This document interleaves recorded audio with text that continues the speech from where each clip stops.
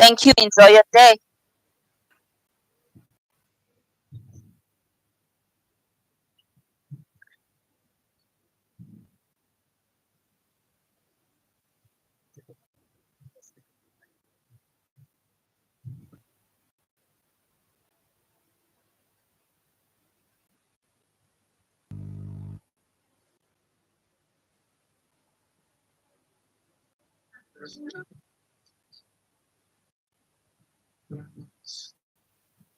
Golden, golden, golden, as I open my eyes. Hold it, hold it, hold it, take me back to the light. I know you will wait to brighten me up, hopeless, broken. So you wait for me in the sky. Browns my skin just right.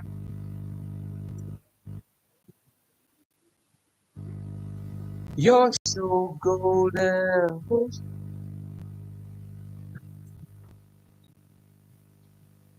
You're I'm out.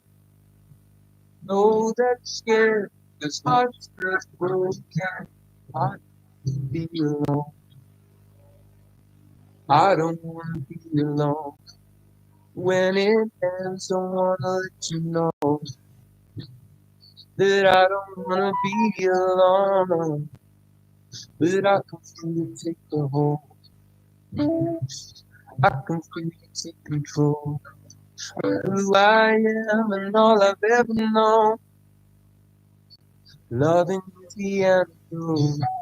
Golden. Our chief guest of the day.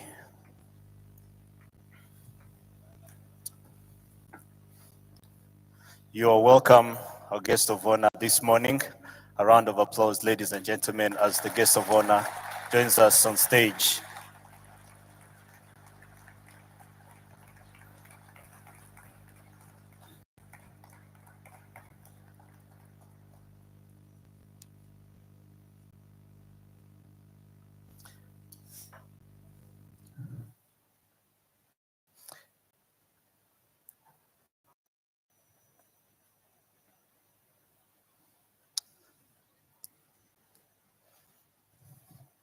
Thank you very much. Right Honorable the Prime Minister of the Republic of Rwanda, Dr. Edward Ngirente, distinguished guests, all protocols observed. We are honored to welcome you to the National Bank of Rwanda's conference celebrating its 6 years of existence. My name is Ingrid Chuzuzo with Karimera Bob Allen. And we shall be your MCs for the day. Distinguished guests, we're gathering here this morning to celebrate the National Bank of Rwanda's 6th anniversary, marking 6 decades of contributing to Rwanda's macroeconomic stability. Right Honorable Prime Minister, today we are honored to be joined by esteemed leaders and representatives for partner international institutions, central bank governors and deputy governors with their delegations. With your permission, would like to introduce them to you. Ladies and gentlemen, join me in welcoming our guests as they also stand up for recognition. Let's welcome the World Bank Vice President for East African and Southern Africa, Dr. Victoria Kwakwa. Welcome. The International Monetary Fund Director for African Department, Mr. Abeselasi. You're welcome. Deputy Chairperson of the African Union Commission, Dr. Monique Tazabaganwa, you're welcome.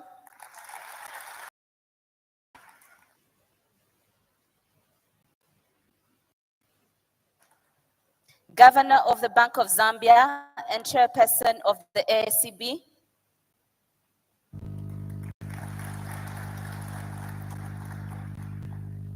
Governor of the Central Bank of West African States, BCAO,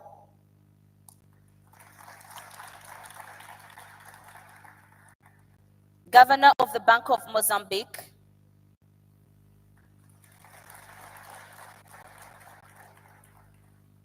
Governor, Reserve Bank of Malawi.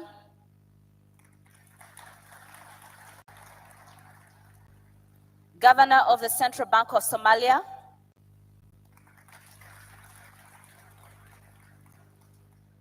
Governor of the Central Bank of Eswatini.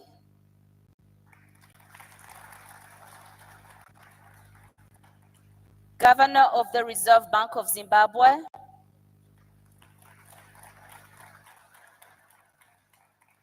Governor of the Eastern Caribbean Central Bank, ECCB. Governor of the Bank of South Sudan.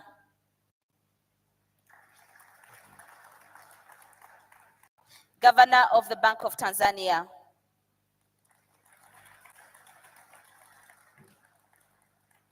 Joining us also are the deputy governors, and I'll start with the deputy governor of the Central Bank of Madagascar.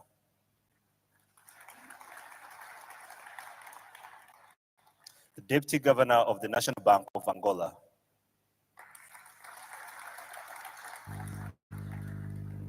The deputy governor of the Bank of Uganda. Deputy governor of the National Bank of Cambodia. First deputy governor, the executive director of MEFMI.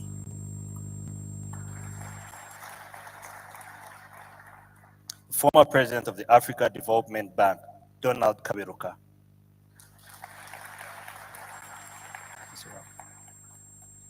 The TransUnion African Regional President. Cabinet members present or protocol. The role of the National Bank of Rwanda has evolved from monetary stability and implementing credit and exchange rate policies, and now has included many functions like financial stability, financial inclusion and sector development, consumer protection, and others. It is true that in this changing global landscape, evolution is crucial. Today we have a privilege of learning from some of the most respected and influential figures in the world of central banking. Through engaging panel discussion and interactive Q&A sessions, we'll discuss critical issues that shape the role of central bank in the modern era.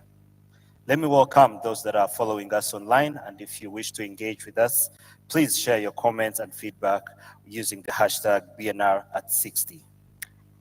Now, to start us off, I would like to welcome the Honorable Governor of the National Bank of Rwanda for his welcome remarks. Welcome, Governor. You're welcome, Governor.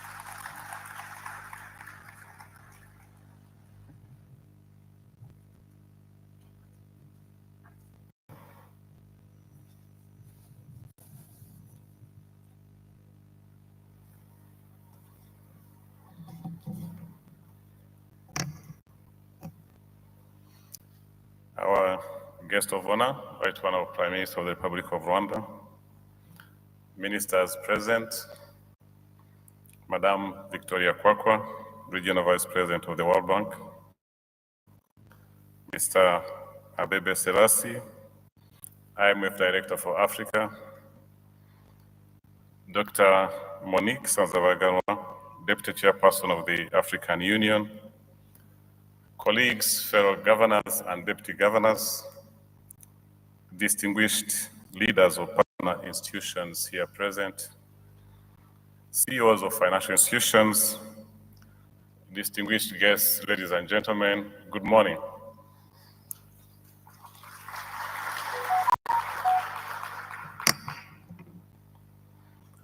A warm welcome to you all as we celebrate the 60th anniversary of the National Bank of Rwanda. This momentous occasion is not just a cause for festivity, but a time for reflection and charting a course for an even brighter future.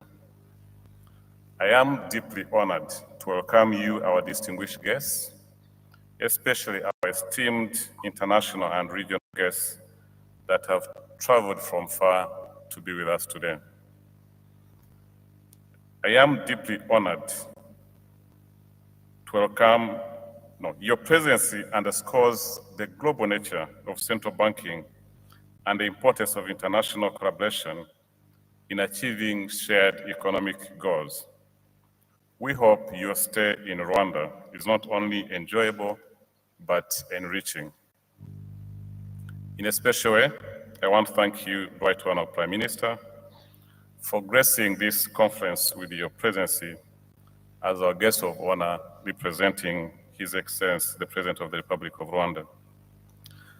This signifies the importance our leadership attaches to the National Bank of Rwanda's role in Rwanda's economic well-being.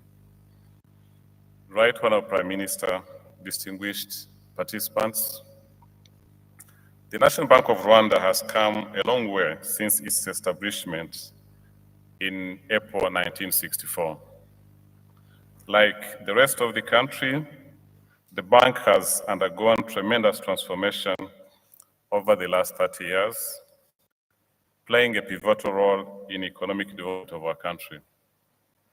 Our monetary policy framework has evolved significantly, with transitions from direct monetary policy controls that utilize instruments like credit ceilings, sector credit allocation, regulated interest rates, and exchange controls to market-oriented policy instruments.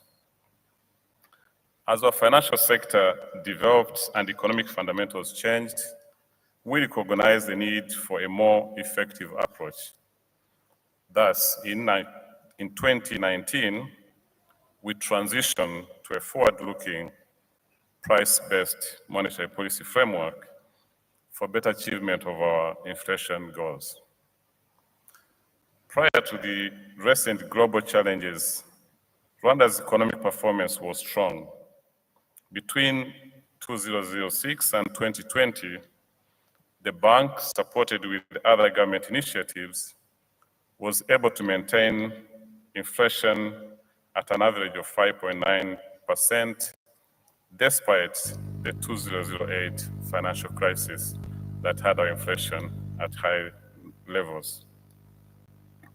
Rwanda's financial landscape has mirrored this growth, evolving from 7 financial institutions before 1994 to a thriving sector today with 11 banks, 461 microfinance institutions, 12 pension schemes, 18 insurers, 33 payment service providers, 78 foreign exchange dealers, 50 non-deposit-taking financial institutions, and a credit reference bureau, all under the supervision of the National Bank of Rwanda.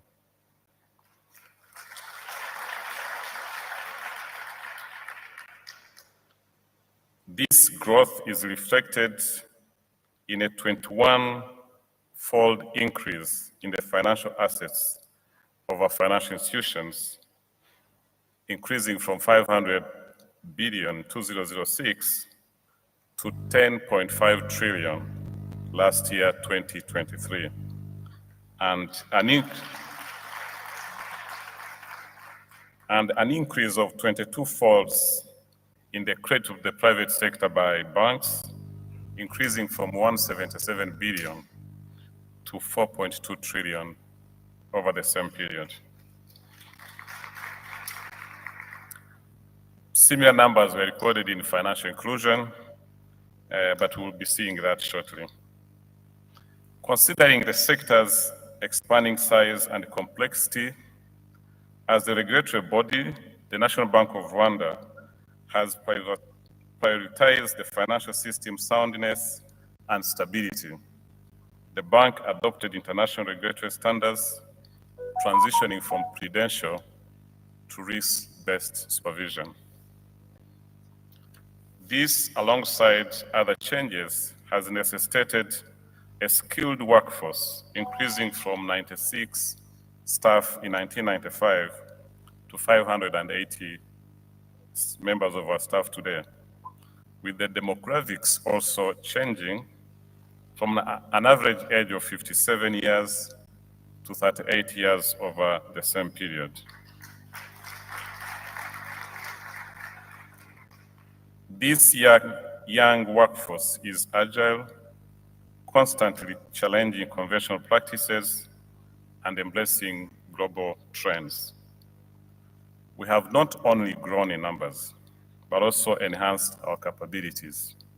Services that we were previously outsourcing are now managed internally, showcasing the skills and expertise we have developed within the bank.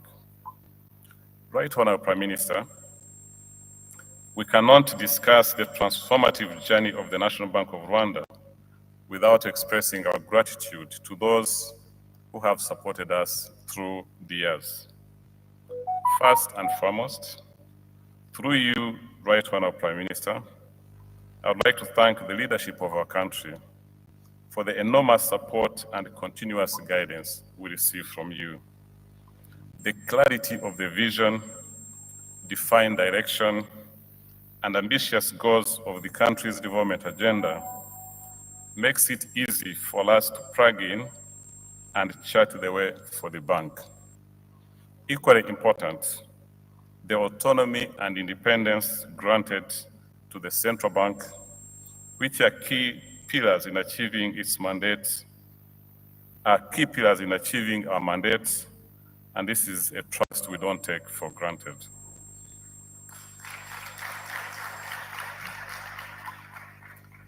To my colleagues, the central bank governors here present, thank you for generously opening your doors to our staff, allowing them to learn from your experiences. To the other partners that have been a key pillar in building the capacities of our staff and modernizing our systems and policies, these include but not limited to the IMF, the World Bank, MEFMI, Toronto Center, the Central Bank of Sweden, Access to Finance Rwanda, and many. Your support has enabled us to build capacity, modernize our systems, and become an established institution that now supports other institutions. Distinguished participants, the global landscape is constantly in flux, echoing the saying, there's nothing permanent except change. And the National Bank of Rwanda recognizes this reality. We have continuously adapted and evolved to meet the new challenges and opportunities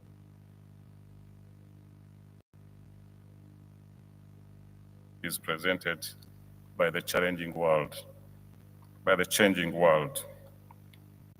This price and financial sector stability. Today, the bank plays pivotal role in financial sector safety initiatives.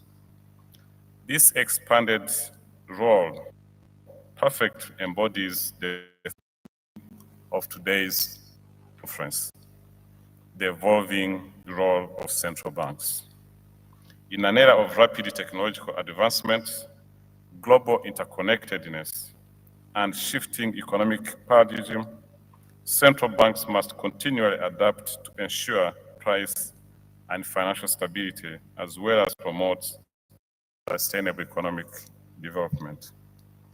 The traditional functions of central banks are expanding to include new responsibilities, ensuring they remain relevant and effective in fulfilling our mandates. This conference offers us a unique opportunity to delve deep into these critical issues.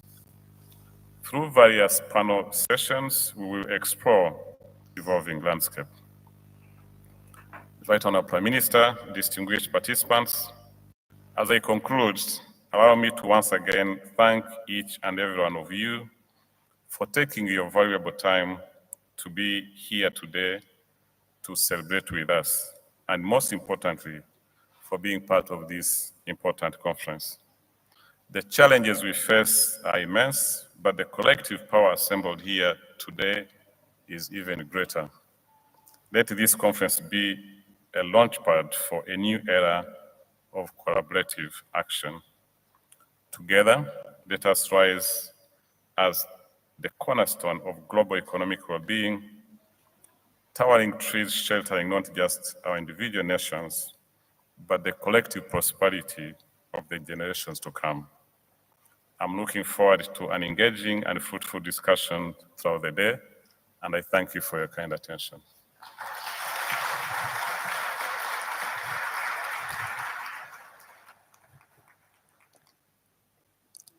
Thank you, Honorable Governor, for taking us through this impressive evolution of the National Bank of Rwanda. Our next speaker will help us to continue these reflections on the evolving role of central bank. Let us all welcome Mr. Abebe Selassie, the IMF Director for Africa. You're welcome, Mr.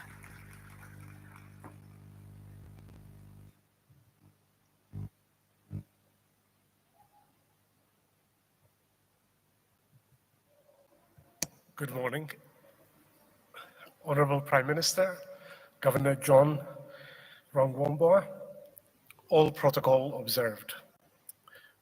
It really is truly an honor to address you all today, especially on this special occasion commemorating the 60th anniversary of the National Bank of Rwanda. Isabakuru, Nziza, Yamiyaka, Mirongo, Intandatu Kuri, Banki Nkuru, Rwanda.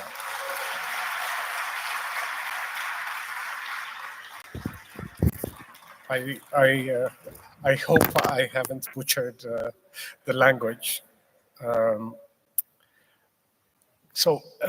my remarks this morning, playing off the topic of evolving role of central banks and consistent with my abiding passion for economic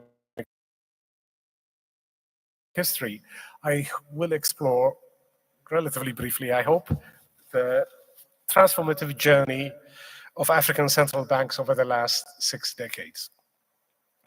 I will try and avoid making this just as an academic exercise and rather use it to try and glean insights from our past on how we can navigate the complexities of the current environment, as the governor just highlighted.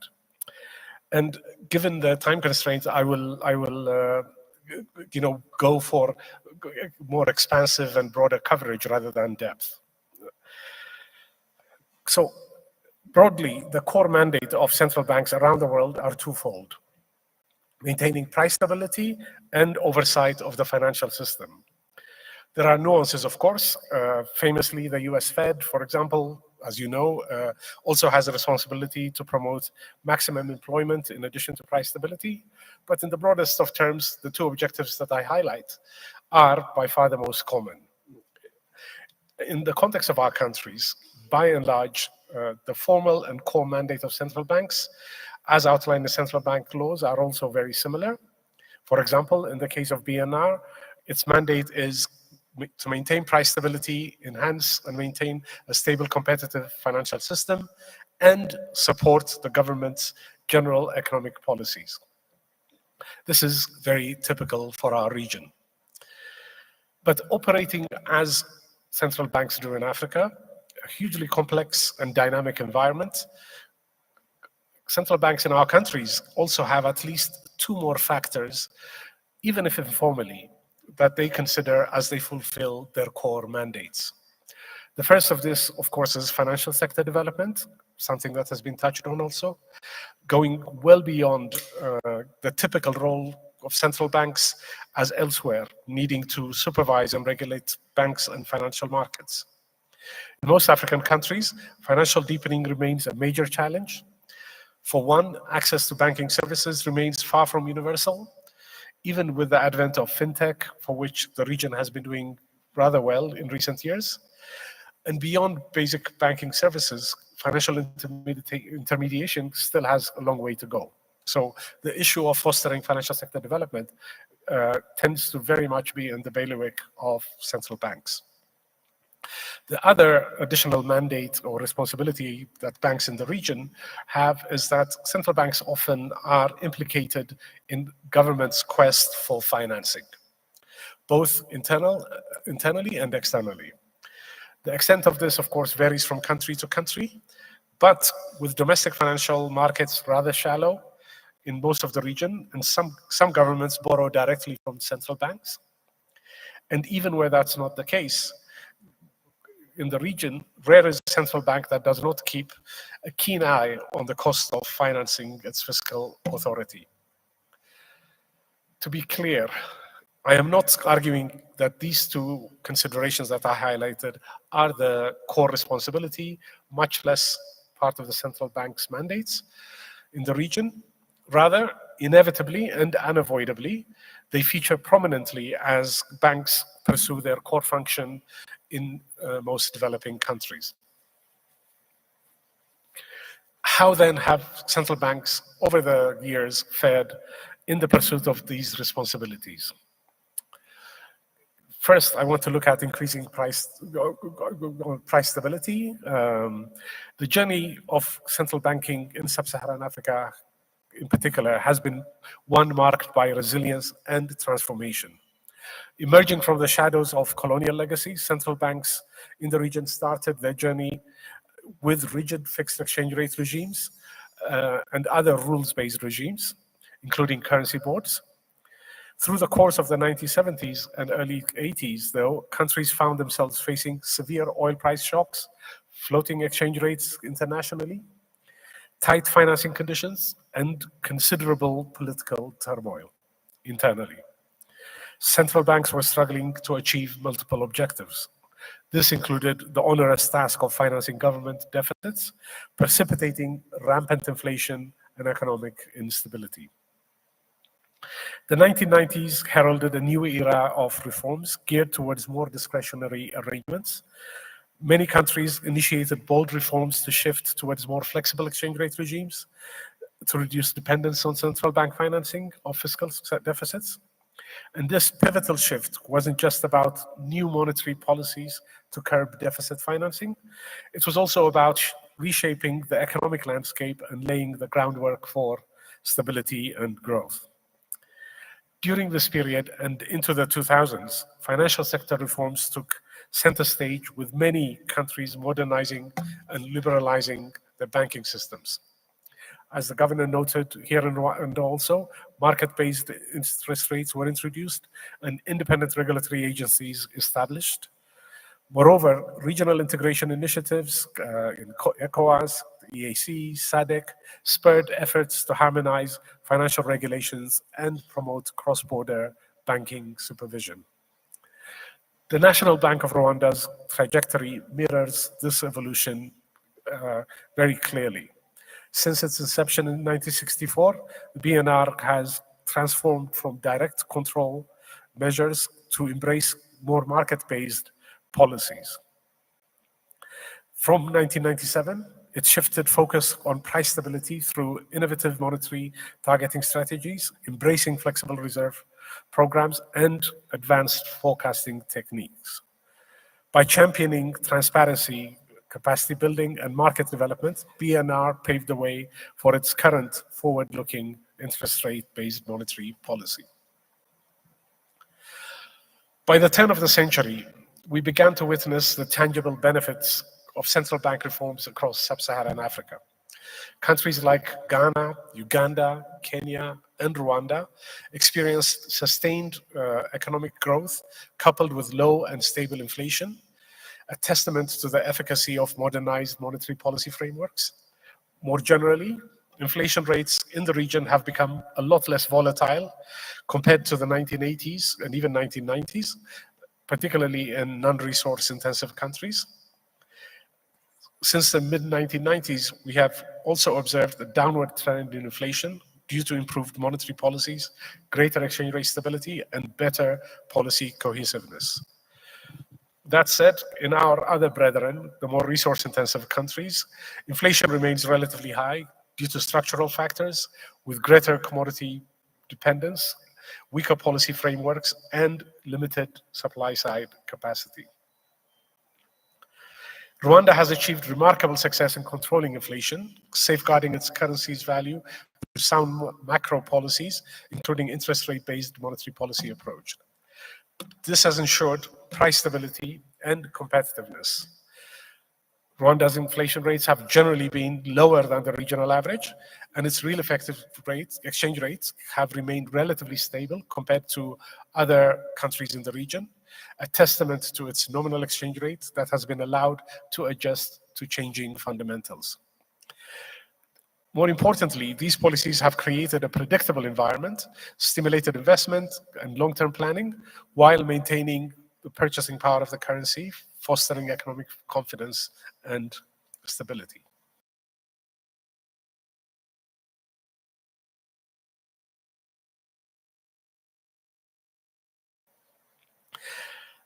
This, of course, is an area which encompasses the expanding use of existing financial instruments and embracing new ones to facilitate savings intermediation and risk management. Despite Africa lagging in the level of credit to GDP ratios, reforms since the 2000s have spurred a gradual increase in the amount of credit that's available to economic agents, supported by regulatory enhancements, competition, and promoting competition. These efforts have yielded notable benefits, including enhanced banking sector performance and stability, deeper financial intermediation, and improved financial literacy. However, in truth, there remains ample room for growth, particularly in the realm of financial markets, where progress has been the region becoming leading world in the innovative financial services based on mobile telephony. Mobile-based systems such as digital payments, digital savings, microinsurance, peer-to-peer lending have boosted financial inclusion, especially here in East Africa. Now, there is significant potential in other countries offering solutions to infrastructure and other shortcomings.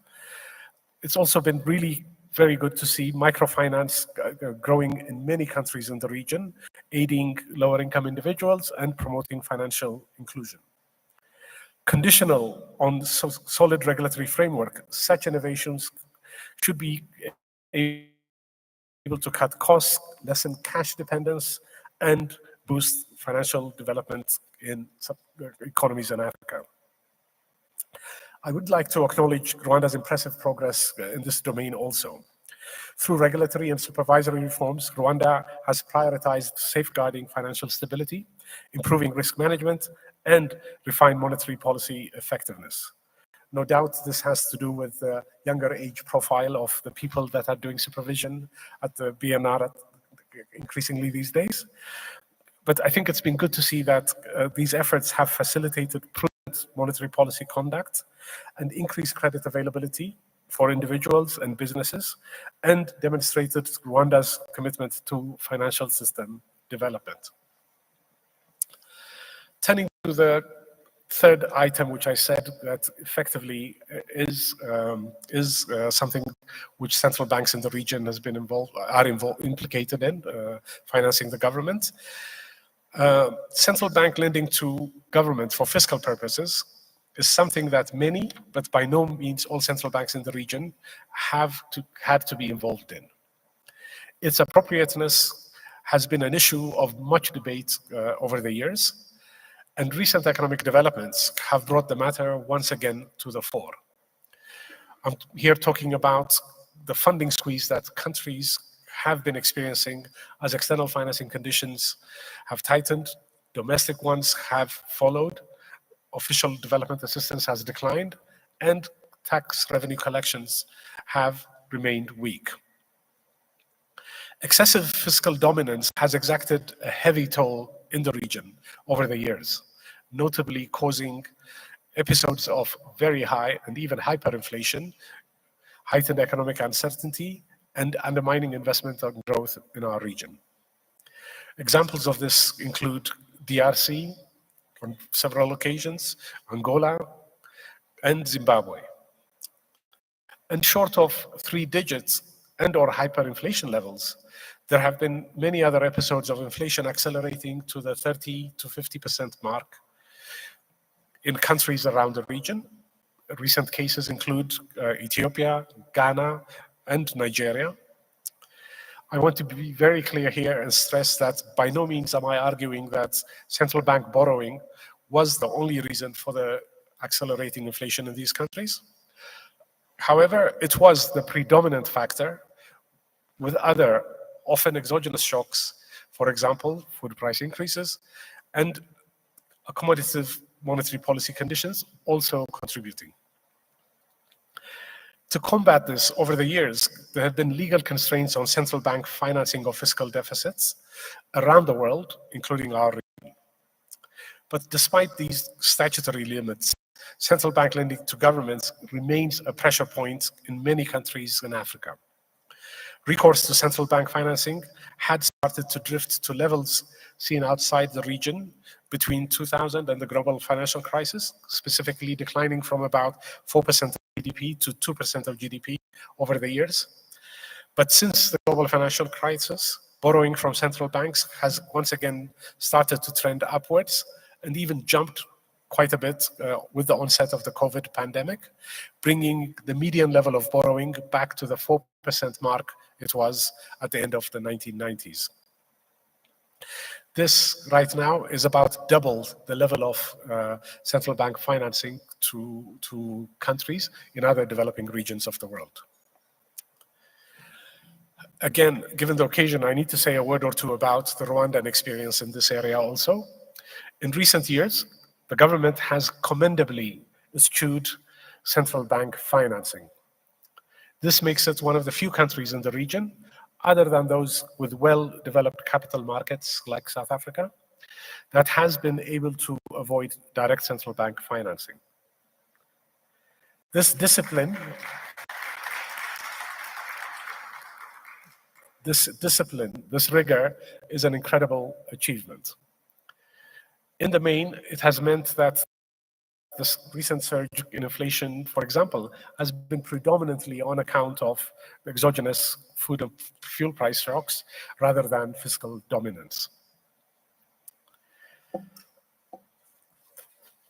I want to now offer some concluding thoughts, really by way of reflecting on the challenges going forward for central banks in our region.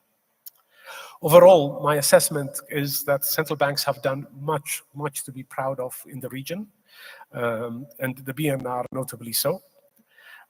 Central banks have been instrumental in the macroeconomic stability that has been achieved by our countries over the years, and the acceleration of growth that our countries have been enjoying. Again, apologies for the rather broad sweep. What makes our region, our countries so fascinating to work on is that the issues affecting our countries are so demanding, and hours could be spent on considering the differences in outcomes, say, for inflation and growth between countries with fixed and more flexible exchange rate regimes. Take just the eastern part of our continent. Things that keep me awake at night was inflation higher in Ethiopia over the years because of or despite high growth? Or take inflation performance in East African region. I often wonder what are the factors that have allowed Uganda to have inflation, to keep inflation consistently below even the levels that we observed in many advanced countries in recent years. So much that we could discuss, but maybe I'll save those discussions on these more nerdy questions for the next AACB meeting. But this joking aside, I have to say that the current moment is a hugely challenging one for all policymakers in the region, central banks included. The region faces hurdles from a decidedly difficult external environment, and this is something that could get even worse if ongoing geopolitical tensions continue to further disrupt trade and investment flows. Domestically, policy challenges